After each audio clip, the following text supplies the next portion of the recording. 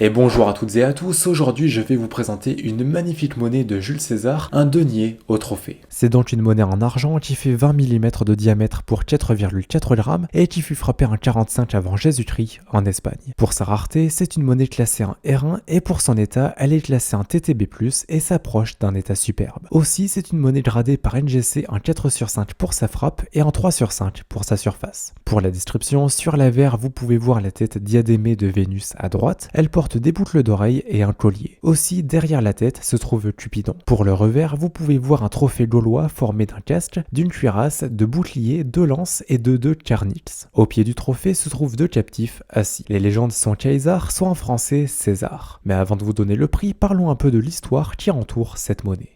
Comme j'ai pu vous le dire, cette monnaie a été frappée en 45 avant Jésus-Christ et cette année a été très importante dans la vie de César et dans la vie de Rome. Pour rappel, en 49 avant Jésus-Christ, Jules César franchit le Rubicon et déclenche une guerre civile contre Pompée et le Sénat. Il triomphe à Pharsale en 48 avant Jésus-Christ, puis poursuit sa conquête de l'Égypte, de l'Asie mineure et même de l'Afrique du Nord. Mais tout n'est pas fini puisqu'en Espagne, Gnaeus et Sextius Pompée, donc les fils de Pompée le Grand, regroupent des milliers d'hommes et veulent qu'une chose, contrer César. Ce dernier part en Espagne avec ses légions et parcourt d'après les récits 2400 km en un mois. Une fois en Espagne, plusieurs conflits éclatent, mais le plus important et surtout l'ultime conflit, ce fut la bataille de Minda le 17 mars 45 avant Jésus-Christ. D'un côté, l'armée de César compte 40 000 soldats et 8 000 cavaliers, et de l'autre, l'armée qui est dirigée par Gnaeus Pompée et son général Titus Labienus compte environ 70 000 soldats dont des cavaliers. La bataille fait rage et après une lutte acharnée et surtout des erreurs de la part des troupes pompéiennes,